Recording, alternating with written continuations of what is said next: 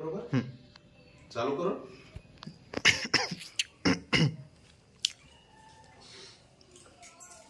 28वे झाडीबोली साहित्य संमेलन स्वागत समिती मुर्जा झरी मालदा यांच्या मार्फत मुर्जा भूषण पुरस्कार दिला जातो. मुर्जा भूषण पुरस्कार देण्यासाठी आम्ही काही निकष ठरवलेले आहेत. ते निकष म्हणजेच आरोग्य, साहित्य, समाजसेवा याच्यामध्ये ज्यांनी योगदान दिलेलं आहे त्या योगदान देणाऱ्यांना आम्ही मुर्जा भूषण पुरस्कार देतो. तर त्याच्यासाठी 2023 सालचा मुर्जा भूषण पुरस्कार आमच्या स्वागत समितीने निश्चित केलेला आहे. आदरणीय डॉक्टर तुलसीदासजी झोडे यांना आम्ही यावर्षीचा पहिला झाडीबोली साहित्य संमेलनामार्फत दिला जाणारा मुर्जा भूषण जीवनगौरव पुरस्कार देण्याचं ठरवलेलं आहे. त्याबद्दल साहेब तुमचे अभिनंदन. साहेब, यामध्ये आजची ही जी मुलाखत आपण घेत आहोत तर त्या पार्श्वभूमीवर घेत आहोत. 10 डिसेंबरला आपल्याला तो पुरस्कार दिला जाईल. तर त्याच्या पार्श्वभूमीवर माहिती गोळा करण्यासाठी म्हणून आजची ही मुलाखत आहे आणि त्याच्यासाठी सहकार्य करत आहेत सचिनजी ब्राह्मणकर, तालुका अध्यक्ष, लाखांदूर तालुका झाडीबोली साहित्य मंडळ. तर साहेब, या निमित्ताने आपल्याला मी काही प्रश्न विचारू शकतो की पहिला प्रश्न आहे की आपला जन्म कुठे झाला? म्हणजे दहेगाव झाला 4/1/51. 4/1/51 म्हणजे स्वातंत्र्यानंतर अगदी 2-3 वर्षामध्येच आपला जन्म झाला आणि दहेगाव सारख्या छोट्याशा गावामध्ये झाला. हा, आणि त्याच्यामध्ये आपला जो भाग आहे तो नक्षलग्रस्त भाग म्हणून सुरुवातीपासून ओळखला जातो. तर जन्म झाल्यानंतर आपले प्राथमिक शिक्षण कुठं झाले? म्हणजे दहेगावला 1 ते 4 पर्यंत झालं. म्हणजे पहिल्या इयत्तेपासून ते 4 पर्यंत. तेव्हा आपल्या गावी 7वी पर्यंत शाळा होती की 4वी पर्यंत? माझ्या काळामध्ये. हा, तुमच्या काळामध्ये 4थी पर्यंतच शाळा होती. त्याच्यानंतर माध्यमिक शिक्षण म्हणजे 4 नंतर 5वीला कुठं गेले आपण? 5 ते 8 खंडाळा, म्हणजे सोसायटी हायस्कूल नाही का, टिळक विद्यालय खंडाळा या ठिकाणी सेकंडरी एज्युकेशन सोसायटी साकोलीची ब्रांच. हा, तिथं म्हणजे 5 ते 8 पर्यंत शिक्षण. आणि तिथं तुमचे नातेवाईक राहत होते? माझे मामा वगैरे राहत होते. म्हणजे मामाच्या घरी राहून तुम्ही शिक्षण घेतलं. आणि त्याच्यानंतर 8वी नंतर? 8वी नंतर मग 9 ते 11 साकोली. 9 ते 11 सोसायटी. हा. आणि साहेब, आपल्याला मॅट्रिक मध्ये किती पर्सेंट मिळाले होते? तसं मी 47% मिळाले होते. हा. आणि तेव्हा हायर मॅट्रिक होती. हा, त्या काळामध्ये म्हणजे आपला टफ होता बिलकुल. हो. आता तेव्हाच्या काळामध्ये तुमचं शिक्षण होणं ही खूप मोठी गोष्ट होती. तर त्याच्यानंतर मॅट्रिक नंतर तुम्ही कोणतं शिक्षण घेतलं? मी यवतमाळला वैद्यक शिक्षण होमिओपॅथी यवतमाळला 3 वर्ष कोर्स आहे. त्यावेळेस नाही का DHB होता. DHB diploma in homeopathy and biochemic. मग त्याच्यानंतर मग DHMS झाला 4 वर्षा कोर्स. तुमच्या कॉलेजचं नाव काय होतं त्याच्या? Yavatmal college. Nandurkar homeopathic medical college. काय म्हटलं? Nandurkar homeopathic Nandurkar homeopathic college medical college Yavatmal. चला, धन्यवाद. तर तुमचं अशा प्रकारे शिक्षण झालं आणि त्याच्यानंतर मग तुम्ही वैद्यकीय क्षेत्रामध्ये आलात? नाही, मग मी नागपूरला होतो अंडर प्रॅक्टिससाठी. डॉक्टर इंगोलेकडे जे मेडिकल मध्ये होते लेक्चरर त्या काळामध्ये. त्यांच्याकडे तुम्ही प्रॅक्टिस केली 1 वर्ष. त्याच्यानंतर डॉक्टर तुरस्कर भंडार त्यांच्याकडे सुद्धा 1 वर्ष प्रॅक्टिस म्हणजे अंडर प्रॅक्टिस. आणि तेव्हा तुमचं लग्न झालं होतं? माझ्या 74 मध्ये लग्न झालं. 73 मध्ये मी म्हणजे अंडर प्रॅक्टिसला होतो. त्याच्या मग 73च्या शेवटी मग 74 मध्ये मे मध्ये माझं लग्न झालं. 74 पासून प्रॅक्टिस सुरुवात केली. पण तेव्हा जेव्हा तुम्ही नागपूर सारख्या ठिकाणी किंवा भंडारा सारख्या ठिकाणी वैद्यकीय प्रॅक्टिस केली, पण तुम्हाला असं नाही वाटलं का आपण नागपूर सारख्या ठिकाणी स्थायिक व्हावं म्हणून? मला वाटलं का आपण आता इथे माईन्स वगैरे होते दहेगावला. माईन्स मध्ये बरेच म्हणजे लेबर लोक येत होते. 2,000 रुपये येत होते. आजूबाजूचे परिसर सचिन पाचकर एक मिनिट फक्त. तर तुम्ही ते माइन्स इथं होती आणि मजूर वर्ग इथं यायचा, तर त्यांच्या म्हणजे त्यांची सेवा करण्यासाठी म्हणून तुम्ही गावातली समजा आजूबाजूचा परिसर आपले 4-5 गाव, हा, तर त्याच्यासाठी म्हणून तुम्ही ग्रामीण गावी प्रॅक्टिस सुरू केली. हा, म्हटलं माहिती होती आणि परिसर डॉक्टरची सेवा उपलब्ध नव्हती, कोणी नाही इथे यायला तयार नाही कोणी. हो, तर अशा पद्धतीने तुमच्या वैद्यकीय सेवेचा प्रारंभ हा तुमच्या गावामध्ये 1974 ला झाला. हा, जुलै पासून.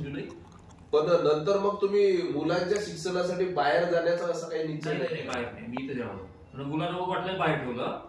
ब्रह्मविद्याच्या ठिकाणी दहेगावला त्यांचं प्राथमिक शिक्षण झालं.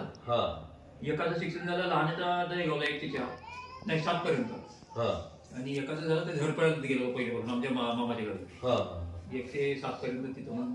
मग ब्रह्मविद्याला गेले. म्हणजे ते ग्रॅज्युएट होईपर्यंत बनवलं शिकले. म्हणजे मुलांना जरी तुम्ही बाहेर पाठवलं पण तुमची वैद्यकीय सुविधा हे ग्रामीण भागात सातत्याने सुरू ठेवलं. आणि 49 वर्ष झाले ना.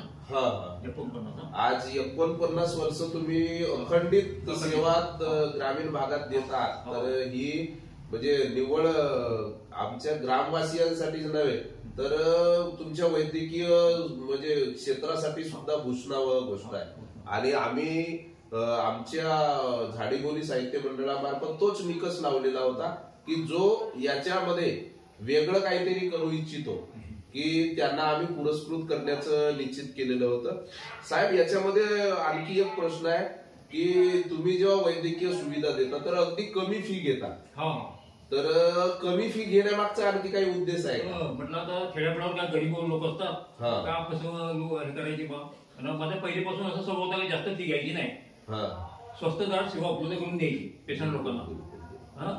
म्हणजे त्याचा उद्देश आहे की गरिबांना सुद्धा, गरीब असो श्रीमंत असो कोणी असो, सगळ्या अमुकाला लुबा. म्हणजे माझी पूर्वीपासून माझा स्वभाव तसा होता का जास्त पैसे घ्यायचे नाही, मर्यादित पैसे घ्यायचे. हो, नाही तर तुम्ही काय सोबत एक आणखी मेडिकल तयार करू शकले असते आणि त्याच्यामध्ये ह्या झाला असता. पण मग तुमचा हा उदार भाव एक खूप आमच्या गावासाठी. आणि मी जर शहरामध्ये गेलो तर याच्यापेक्षा काही पैसा कमवला असता. माझा तो उद्देश नव्हता. मला ग्रामीण भागात सेवा करायची आणि आपण इथेच राहायचं, मला त्याच्यामध्ये समाधान आहे. त्याच्यामुळेच आपल्याला या ग्रामीण भागातील मुर्जा, झरी, मालदा किंवा दहेगाव, पारडी, मालेगाव या अनेक या पंचक्रोशीतील जे गाव आहेत, कोचीपर्यंत मी गेलो ना. कोची, दांडेगाव, आपलं हे मांडळ, दहेगाव, गुरबाडी, मुर्जा, आपलं झरी, त्याचे सुद्धा जे रुग्ण आहेत ते आपल्यापर्यंत येतात. तर खूप चांगल्या पद्धतीने आपण म्हणजे सुविधा देत आहात. आजही तेवढ्याच प्रेरणेने तुम्ही काम करत आहात. आणि एकदा तुमच्याकडे आलेला म्हणजे पेशंट तो परत त्याला आजारी पडू नये याच्यासाठी तुम्ही त्याचा फॉलोअप सुद्धा घेता. म्हणजे 8 दिवस झाले तरी तुम्ही विचारता की बाबा तो म्हणजे पेशंट बरा झाला का. म्हणजे हे सुद्धा एक मोठी त्याच्यातली गोष्ट आहे. त्याच्यानंतर साहेब आणखी एक प्रश्न आहे की तुम्हाला हा वैद्यकीय क्षेत्र जेव्हा निवडले आणि आता सेवा देता तर याच्यामध्ये काही अडचणी आल्या का? ज्यावेळेस मी प्रॅक्टिस सुरू केली त्यावेळेस अनेक अडचणी आल्या. रात्रीच्या दिवस डिलिव्हरीच्या केसेस रात्री बेरात्री, कधी बाहेर गावीच रात्री जाणे. त्यावेळेस रोड नव्हते, सायकलने प्रवास करतो तुम्ही त्या काळात. आणि त्याच्यामध्ये एखादा संस्मरणीय असा अनुभव सांगता येईल का की त्याच्यामुळे तुम्ही म्हणजे वेगळं काहीतरी घडलं, असा काहीतरी वेगळा अनुभव सांगता येईल का याच्यामध्येच की रात्री गेल्या आणि काहीतरी कोणाचा तरी जीव वाचला? हो, बरोबर. तर जीव वाचले ना. दहेगाव हा ग्रामीण भाग असल्यामुळे, जंगली भाग असल्यामुळे इथला पेशंट बाहेर जाऊ शकत नव्हता. त्यावेळी पुरता रात्री पुरता तरी त्यांना जगवलं. मुर्जा पार्टी म्हणा किंवा असे रात्री मी मुर्जा सुद्धा जात गेलो. नाही तर त्याच्यामुळेच आमच्या मोर्जा येथील गावाने आणि तेथील जी स्वागत समिती आहे मला खात्री आणायला येतो लोक त्या काळामध्ये 75-76 मध्ये रात्री केव्हा. कारण आपल्या गावाला रस्त्यांची सुविधा नसल्यामुळे शेवटचा पर्याय मग आपल्याजवळ उपलब्ध जे डॉक्टर साहेब आहेत त्यांचा वापर किंवा त्यांचा उपयोग आपल्या रुग्णासाठी करून घेणे एवढंच हातात होतं. गुणवारा पाऊस सहन करून. हो. आणि डॉक्टरकीचा व्यवसाय म्हटल्यावर तर अखंडित सेवा द्यावा लागते. कारण इतर सेवा कशा असतात तर दिवसाच्या असतात 10 ते 5, पण तुम्हाला रात्री 12 वाजे जरी कोणी आला समजा आला माझ्याकडे नाही तर ते तो गुण आपल्यामध्ये आहे, त्याचा आम्हाला सुद्धा अभिमान आहे आणि निश्चितच राहील, कारण आपण एवढ्या तळमळीने ही जे वैद्यकीय सेवा आहे ते देत आहात. साहेब, आणखी एक प्रश्न तुम्हाला आहे की तुमच्या परिवाराचं योगदान तुमच्या वैद्यकीय सेवेसाठी कसं आहे? तर मला शिक्षण झाल्यानंतर गायडन्स देणार कोणी नव्हते, पण मला गायडन्स मिळाला आमच्या मामाकडून. मामा आणि ते डॉक्टर सुधाकर रांजेवर आहेत आमचे डॉक्टर, म्हणजे खंडाळीचे नाही का, मामा शिकलेले आहेत नाही का, त्यांच्याकडून गायडन्स मिळाला. तुम्ही इथं खंडाळी शिकल्यामुळे डॉक्टर झाले बाबा, म्हणजे मला त्यांच्यापासून प्रेरणा मिळाली आणि आई वडिलांची प्रेरणा, फकीराबाई माझ्या वडिलांची प्रेरणा आणि आमचे काका शंकर पाटील यांची सुद्धा मला प्रेरणा मिळाली. त्यांच्यामुळे मी डॉक्टर बनलो. त्यांची सुद्धा योगदान आहे, आमच्या शंकर पाटील आमचे काका आणि फकीरा पाटील. बिलकुल बिलकुल बिलकुल, त्यांच्याच आशीर्वादाने डॉक्टर झाल्या आणि आज वैद्यकीय सेवा एवढ्या चांगल्या पद्धतीने देतात. तर दुसरा त्याच्या समोरचा प्रश्न आहे की आपल्याला जे आवडत असलेले संगीत आहे तो एक मोठा आमचा कुतूहलाचा विषय आहे, कारण डॉक्टरकीचा व्यवसाय आणि संगीत हे, कारण डॉक्टरकी जर करायला गेलं तर संगीतासाठी वेळ मिळत नाही, ही एक गोष्ट आहे. तर तुम्हाला संगीताची आवड कशी लागली? संगीताची मी खंडाळ्यात शिकत असताना माझे मामा म्हणजे पेटी मास्तर होते, म्हणजे ते पेटी मास्तर म्हणजे हे नाटकं वगैरे नाही का, भजनाचा त्यांना छंद होता, नाट्य कधीच म्हणजे नाटकं वगैरे बरेच वाजवले त्यांनी. त्याच्यानंतर मग आमचे काका शंकर पाटील, त्यांची मला प्रेरणा मिळाली संगीत करायची. आमच्या गावी त्यांचा भजनी मंडळ होता आणि मला लहानपणापासून आवड होती गुणगुणायची संगीत वगैरे. आणि मग असं आपला पेटी वगैरे आपला मी स्वतः शिकलो, बरं मला कोणी शिकवलं नाही, संगीत शाळेत नाही गेलो, स्वतःच आपला हे एखाद भजन समजा वाजवता आला काय झालं आणि मला थोडा आवड होती संगीताची, त्याच्यामुळे मी पेटी शिकलो होतो. म्हणजे ज्याला काही गुणगुणता येते तो शिकू शकतो. हो, ज्याला मुळातून आवड आहे त्या विषयासंदर्भात. आमचे बाबाजी वगैरे त्यांना हे होती ना लहानपणापासून संगीत म्हणजे भजना वगैरेची आवड. काका वगैरे आमचे पेटी मास्तर होते, त्यांच्यापासून प्रेरणा मिळाली, त्याच्यामुळे मी शिकलो समजा पेटी. आणि आता सुद्धा तुम्ही आता गुरुदेव सेवा मंडळ आहे, ते आमच्या मंडळामध्ये बुद्धाची भलाई वगैरे आहे, आणि आमच्या 4-5 लोक 5-6 लोक गुरुदेव सेवा मंडळ. आधी मी समजा पेशंट आटोपून त्या भजनामध्ये जातो, 9 वाजेपर्यंत दवाखाना, मग 12-1 वाजेपर्यंत तिकडे आपले भजन वगैरे. कधी कधी म्हणजे असं आहे गणपती उत्सव वगैरे, आपलं कर्तव्य आणि आपला छंद अशा दोन्हीची सांगड तुम्ही याद्वारे घातलेली आहे. तर त्याच्या संगीताचा एखादा पद म्हणता येईल का तुम्हाला, कोणत्याही याच्यावरचा, नाट्य संगीत म्हणा, भजन म्हणा, किंवा तुम्हाला जे आवडतं म्हणता येईल, पण भजन थोडंसं जसं येईल तसं.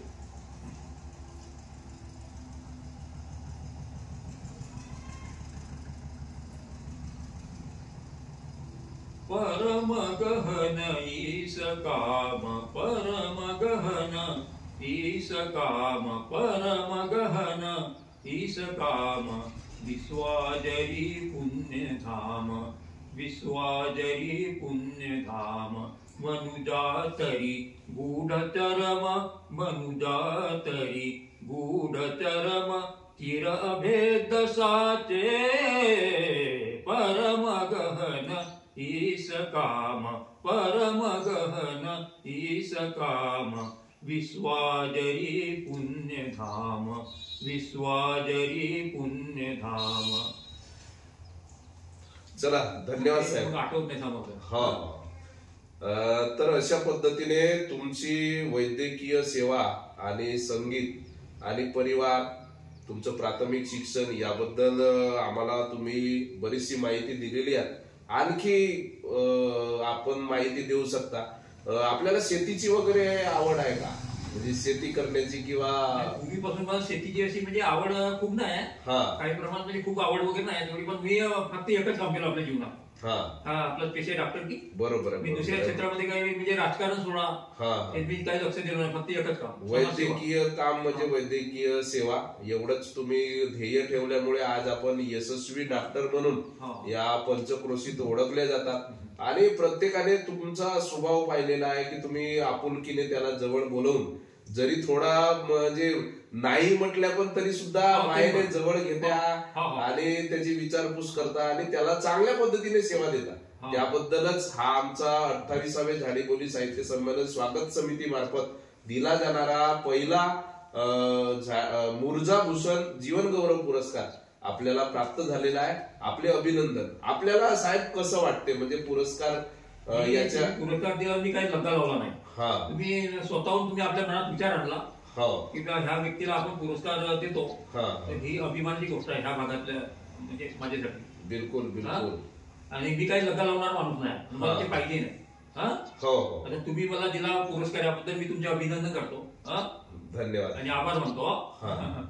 तर आमच्या स्वागत समितीने ठरवलं की साहेबांना सन्मानित करावं. यांनी आमच्या गावासाठी वैद्यकीय सुविधा ग्रामीण भागात आणि कमी स्वस्त दरामध्ये पुरवलेली आहे. तर त्याबद्दलची ही मुलाखत होती आणि याच्यामध्ये सहकार्य लाभलेलं आहे सचिनजी ब्राह्मणकर, तालुका अध्यक्ष लाखांदूर तालुका झाडीबोली साहित्य मंडळ. तर अशा पद्धतीने आपण आम्हाला याद्वारे आपलं अंतरंग आम्हाला खुलवून दाखवलं, त्याबद्दल आम्ही आपले मनपूर्वक आभार मानतो आणि ही मुलाखत इथं संपली असं जाहीर करतो. चला, धन्यवाद साहेब. तव पदी करी प्रार्थना, तव पदी करी प्रार्थना, तव पदी करी प्रार्थना, दे आशीष चंद्र मौर्याक्षना, दे आशीष चंद्र मौर्याक्षना, करी प्रार्थना. बरं, मला